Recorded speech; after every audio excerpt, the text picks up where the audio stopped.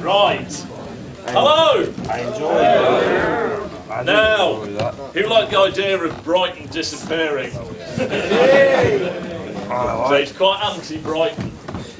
Nicholas. So I'm merely going to start off with one question to both of them. You're making a short film. You're at university? I was, yes. Yeah. Spending more time doing that than any work. Cool, that's what we like. Why zombies? Well, there's a certain film that I really like, which I'm sure most people can probably guess what that is. Certain Danny Boyle film. It's one of my favourite films, and it was just like, when I saw that, it blew me away. Kind of...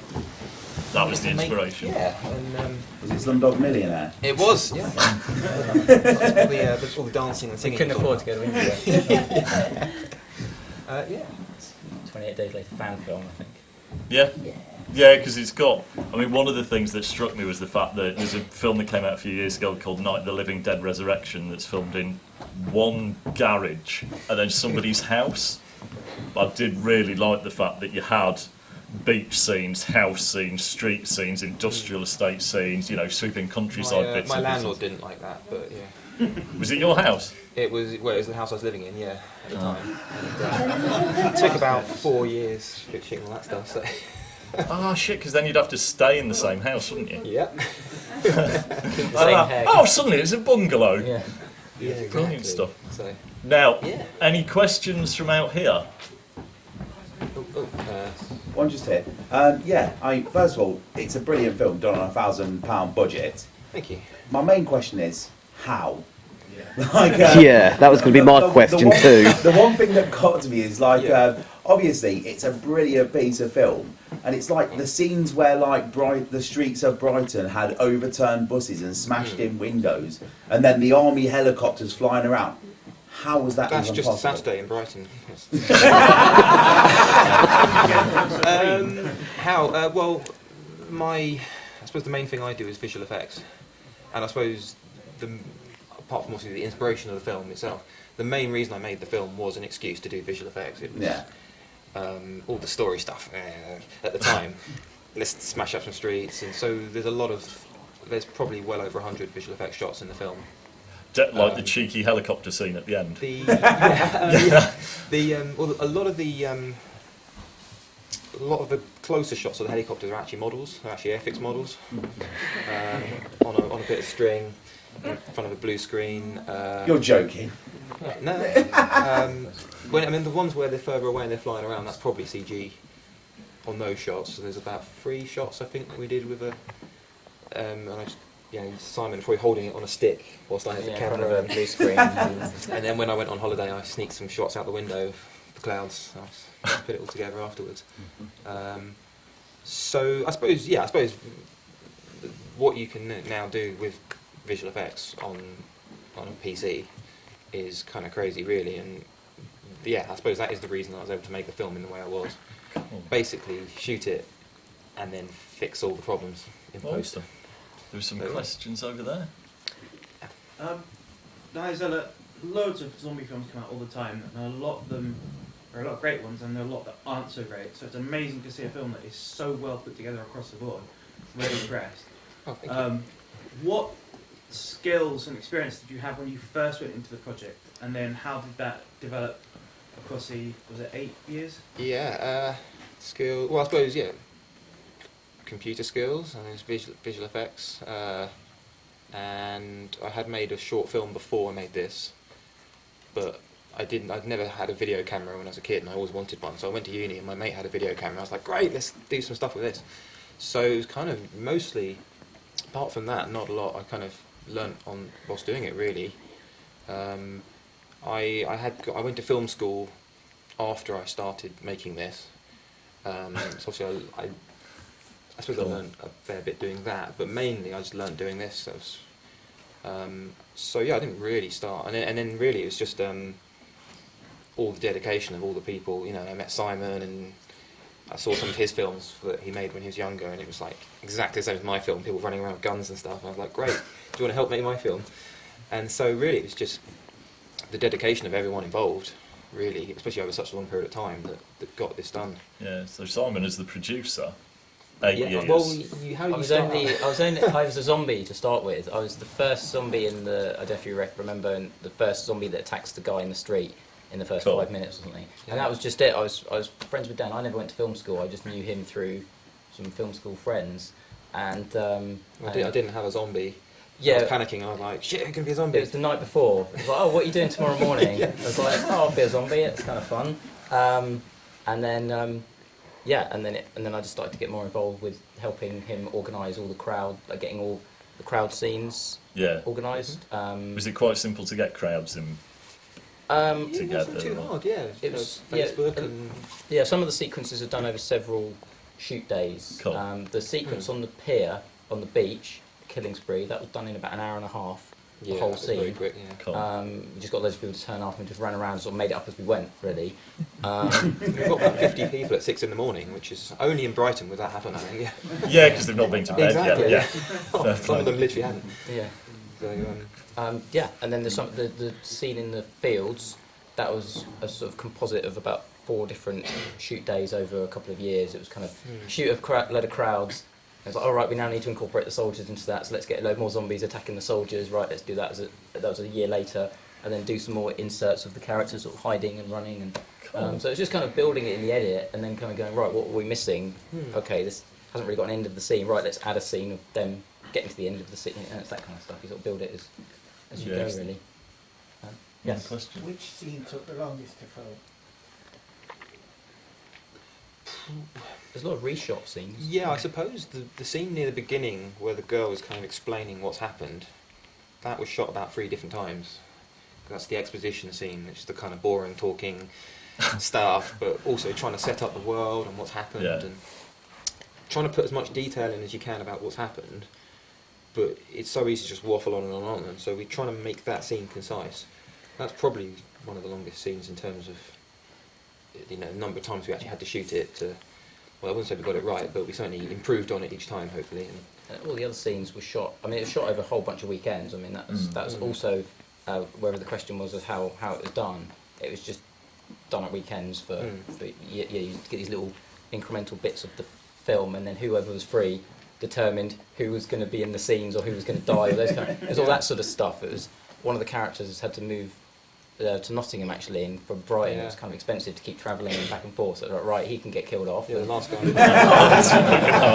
last guy that dies in there he was going to make it to the end, unfortunately, but the £80 a bus ride down to Brighton, I was like, I'm going to blow my £1,000 I've got budget. good news and bad news. You don't need to spend your 80 quid. And we've got a bottle of ketchup and an extra. Exactly. Cool. And a tube.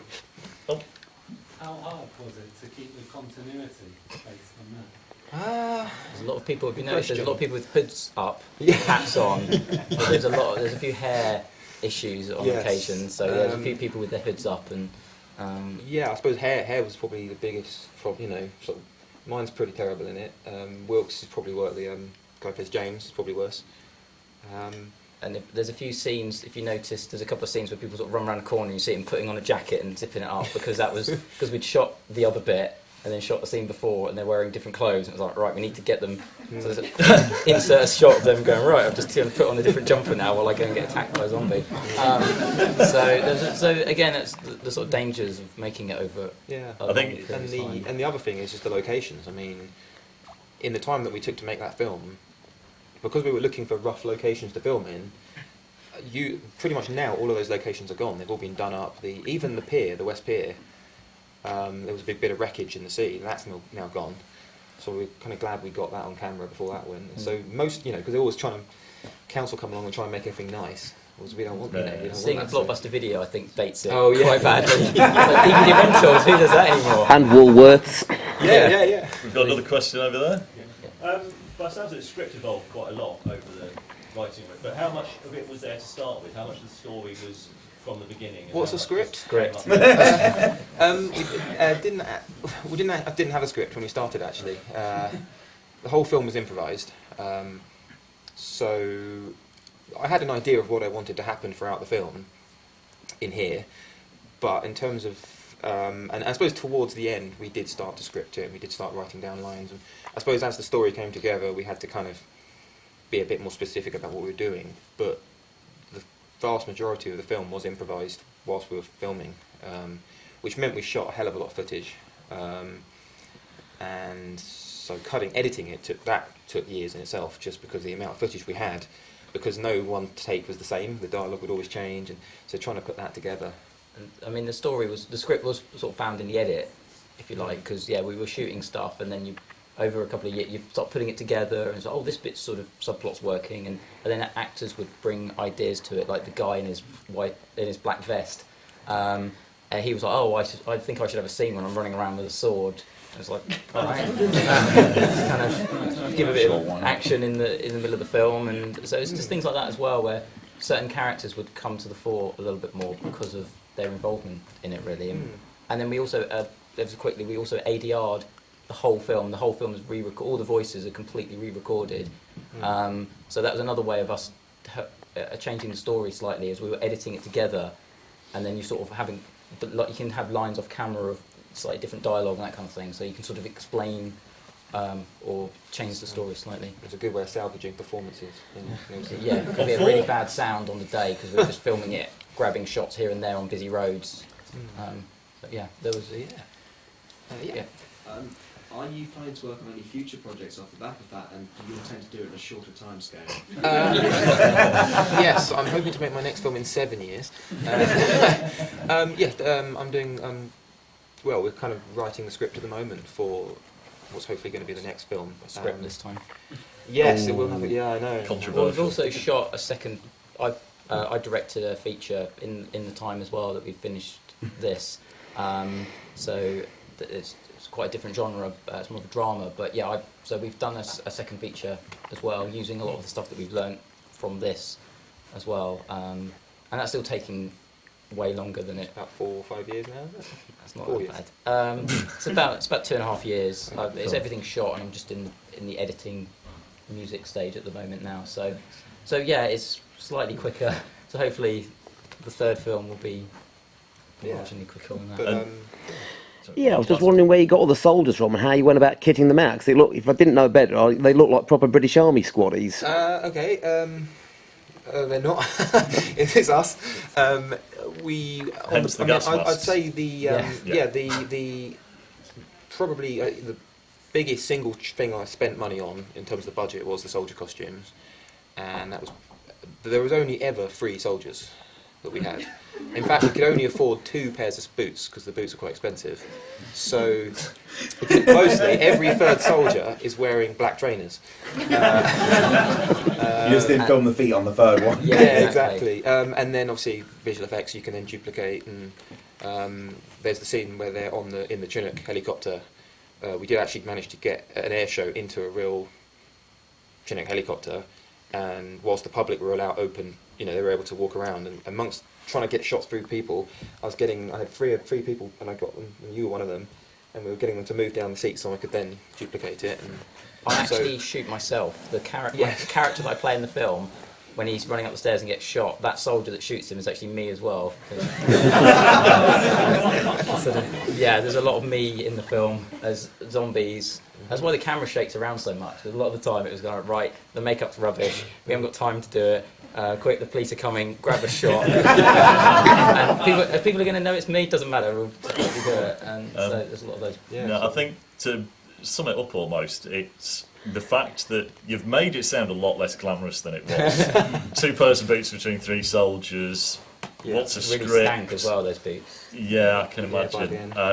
But it's kind of using what you've got, so the visual effects thing. I know that there was a low-budget zombie film released a while ago called The Vanguard. Never really did anything, but they lived next to a paintball site. And that had some half tracks in it, so they basically hired some paintball vehicles for a day, and the entire cast and crew turned up and just spent the whole day running in and out of these paintball tanks, just filming each other. And then they went to an air show and did the same thing. So it seems to be just using whatever you can get your hands on. Absolutely, yeah. I'll just plug the DVD, because the making of documentary on the DVD, if you're interested, has got a lot of those little VFX breakdowns on some of the cheats that we did. Yeah, so this is available hopefully in HMV. They should still have them, Yep. or Amazon. We did get it in Asda, but I think they've stopped. No, They watched it. They only have films for like a couple of weeks. Because HMV should hold on to it for a while. But yeah, there's a half an hour making of how we made the film on that. So if you did like the film, and even if you don't want to watch it again, we've had pretty good feedback on the making of. Yeah. And we go into a lot of detail about how we did do it for no money. And it's an ideal Christmas gift. Yes. Oh, fuck a lot. Yeah, and I might even make my £1,000 back if you buy it. So How close are you?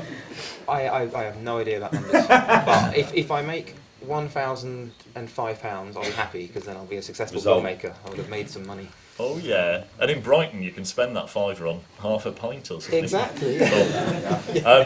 Thank you very much to Dan and Simon, A, for coming down, and B, for making the film. And thank you very much.